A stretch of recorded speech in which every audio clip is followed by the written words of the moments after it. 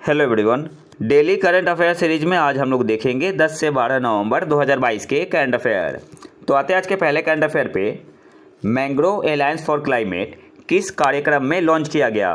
आपके पास ऑप्शन है COP27, ऑप्शन बी है G20, ऑप्शन सी है ब्रिक्स शिखर सम्मेलन, ऑप्शन डी है COP28। सही आंसर यहाँ पे क्या होगा? ऑप्शन ए आपका यहाँ पे सही आंसर हो जाएगा COP27 में।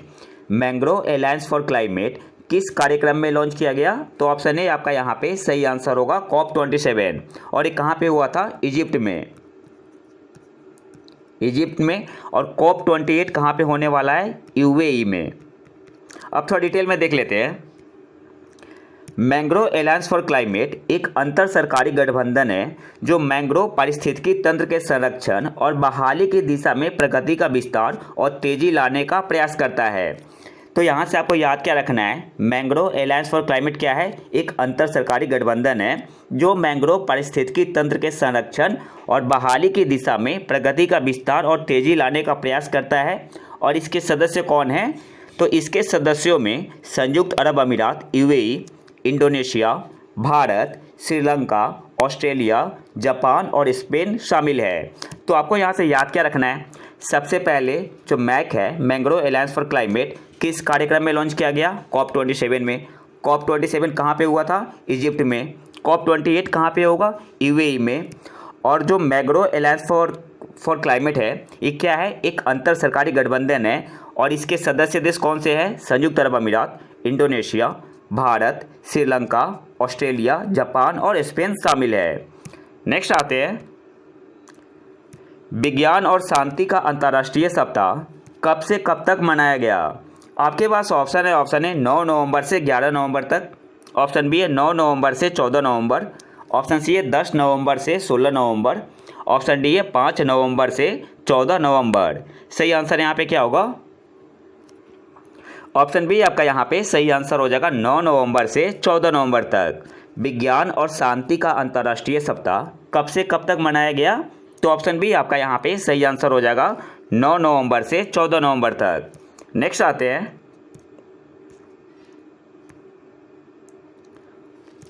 QS एशिया यूनिवर्सिटी रैंकिंग 2023 में IIT बॉम्बे की क्या रैंक है? आपके पास ऑप्शन है 42, ऑप्शन बी है 52, ऑप्शन सी है 50, ऑप्शन डी है 40। सही आंसर यहाँ पे क्या होगा? ऑप्शन डी आपका यहाँ पे सही आंसर हो जाएगा 40।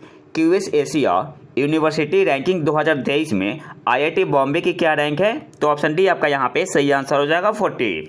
और 2022 में IIT बॉम्बे की रैंक क्या थी? 42। और 2023 में कितनी है? 40 है। अब थोड़ा डिटेल में देख लेते हैं। भारत में दूसरा सबसे अच्छा प्रदर्शन करने वाला IIT दिल्ली है, जिसे 46वें स्थान पर रखा गया है। सबसे पहला कौन है? IIT बॉम्बे, उसकी रैंक क्या है? 40 है। फिर दूसरे पोजीशन पे कौन है? दूसरे स्थान पे IIT दिल्ली है, जिसका स्थान कितना है? 46 है।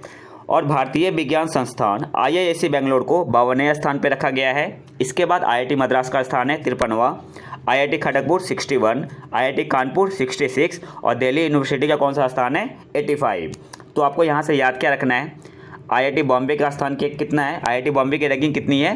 QS एशिया यूनिवर्सिटी रैंकिंग 2023 में तो 40 है। 2023 में 40 है, 2022 में 42 थी। तो हमें याद रखना है 2023 का 40 है। और IIT बॉम्बे के बाद IIT दिल्ली का स्थान है कौन से रैंक पे है? 46।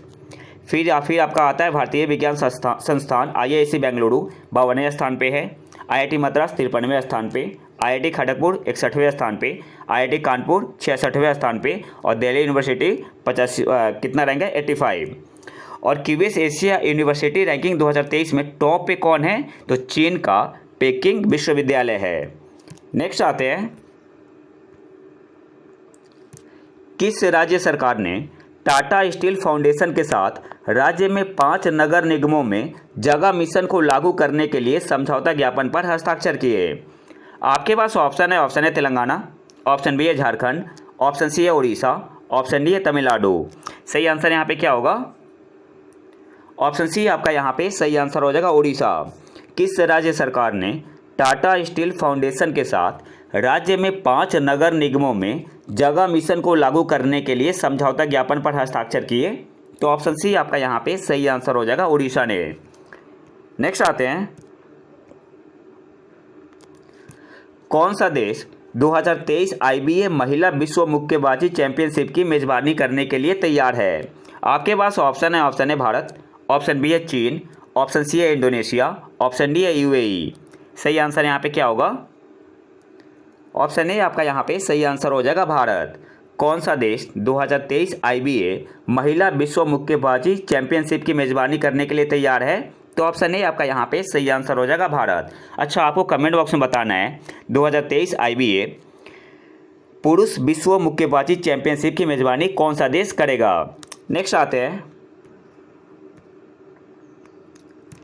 जीवन विज्ञान लाइफ साइंस डेटा के लिए भारत का पहला राष्ट्रीय भंडार भारतीय जैविक डेटा केंद्र किस शहर में लॉन्च किया गया? आपके पास ऑप्शन है चेन्नई, ऑप्शन बी है फरीदाबाद, ऑप्शन सी है गुवाहाटी, ऑप्शन डी है पटना। सही आंसर यहाँ पे क्या होगा? ऑप्शन बी आपका यहाँ पे सही आंसर हो जाएगा, फरीदाबाद, जो कि हरियाणा में है। जीवन विज्ञान लाइफ साइंस डेटा के लिए भारत का पहला राष्ट्रीय भंडार भारतीय जैविक डेटा केंद्र किस शहर में लॉन्च किया गया? तो ऑप्शन बी आपका यहाँ पे सही आंसर हो जाएगा, फरीदाबाद। और अगर स्टेट पूछते तो हरियाणा। नेक्स्ट आते हैं, शांति और विकास के लिए विश्व विज्ञान दिवस कब मनाया गया?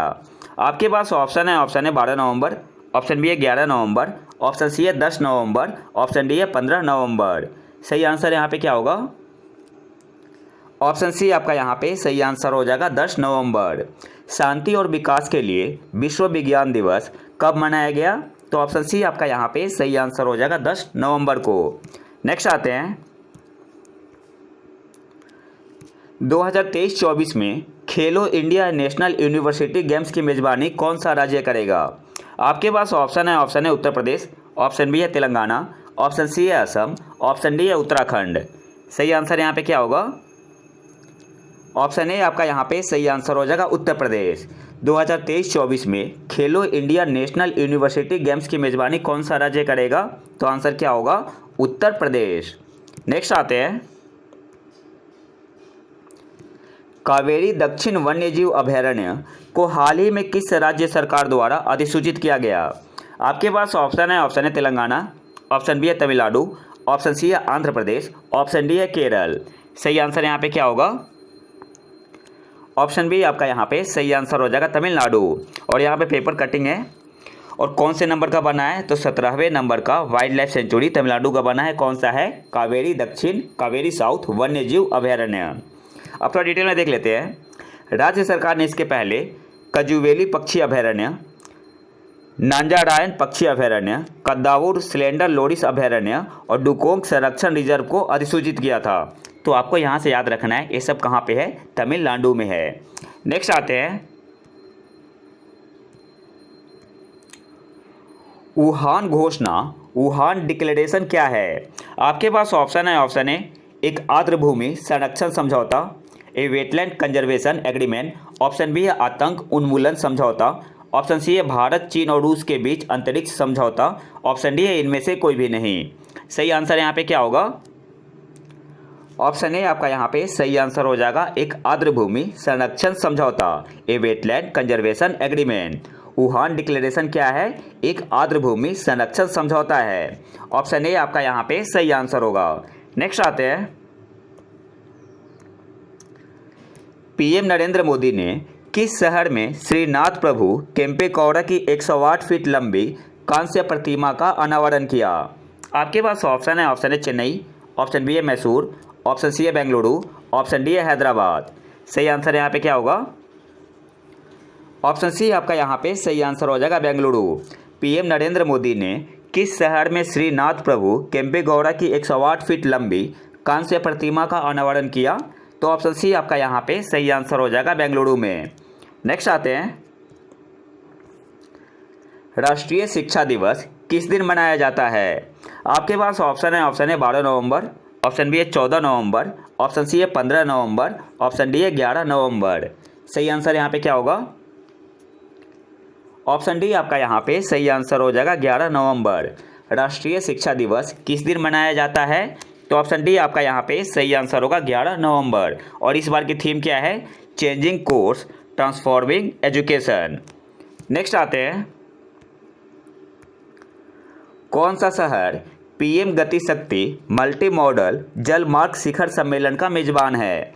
आपके पास ऑप्शन है पुणे, ऑप्शन बी है वाराणसी, ऑप्शन सी है कोलकाता, ऑप्शन डी है अहमदाबाद। सही आंसर यहाँ पे क्या होगा? ऑप्शन बी आपका यहाँ पे सही आंसर हो जाएगा, वाराणसी। कौन सा शहर पीएम गति शक्ति मल्टी मॉडल जल मार्ग शिखर सम्मेलन का मेजबान है? तो ऑप्शन बी आपका यहाँ पे सही आंसर होगा, वाराणसी। नेक्स्ट आते हैं, अटल न्यू इंडिया चैलेंज किस संस्था की पहल है? आपके पास ऑप्शन है भारतीय रिजर्व बैंक, ऑप्शन बी है नीति आयोग, ऑप्शन सी है DRDO, ऑप्शन डी है इसरो। सही आंसर यहाँ पे क्या होगा? ऑप्शन बी आपका यहाँ पे सही आंसर हो जाएगा, नीति आयोग। अटल न्यू इंडिया चैलेंज किस संस्था की पहल है? तो ऑप्शन बी आपका यहाँ पे सही आंसर हो जाएगा, नीति आयोग। अच्छा, नीति आयोग के CEO कौन है? परमेश्वरन अय्यर। परमेश्वरन अय्यर। और उपाध्यक्ष कौन है? नीति आयोग के उपाध्यक्ष कौन है? सुमन बेरी। सुमन बेरी। और इसरो के चेयरमैन कौन है? एस सोमनाथ। एस सोमनाथ इसरो के चेयरमैन है। और DRDO के चेयरपर्सन कौन है या chairman? Sameer V Kamat. Sameer V Kamat DRDO के चेयरमैन है। नेक्स्ट आते हैं, COP27 के दौरान किस संस्था ने सभी के लिए प्रारंभिक चेतावनी की कार्यकारी कार्य योजना executive action plan of early warning for all शुरू की है? आपके पास ऑप्शन है WMO world meteorological organization, option B है नीति आयोग, ऑप्शन सी है UNEP, ऑप्शन डी है विश्व आर्थिक मंच वर्ल्ड इकोनॉमिक फोरम। तो सही आंसर यहाँ पे क्या होगा? ऑप्शन ए आपका यहाँ पे सही आंसर हो जाएगा, WMO। COP27 के दौरान किस संस्था ने सभी के लिए प्रारंभिक चेतावनी की कार्यकारी कार्य योजना executive action plan of early warning for all शुरू की है? तो ऑप्शन ए आपका यहाँ पे सही आंसर हो जाएगा, वर्ल्ड मेट्रोलॉजिकल ऑर्गेनाइजेशन। नेक्स्ट आते हैं, हाल के आंकड़ों के अनुसार किस राज्य में म्यूचुअल फंड की पैठ अधिकतम है? आपके पास ऑप्शन है केरल, ऑप्शन बी है गुजरात, ऑप्शन सी है महाराष्ट्र, ऑप्शन डी है बिहार। सही आंसर यहाँ पे क्या होगा? ऑप्शन सी आपका यहाँ पे सही आंसर हो जाएगा, महाराष्ट्र।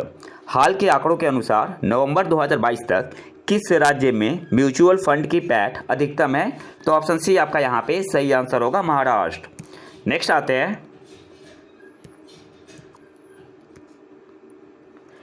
किस संस्था ने इंफ्रास्ट्रक्चर रेजिलिएशन एक्सेलरेटर फंड IRAF की घोषणा की? आपके पास ऑप्शन है CDRI, ऑप्शन बी है नीति आयोग, ऑप्शन सी है बिम्स्टेक, ऑप्शन डी है विश्व बैंक।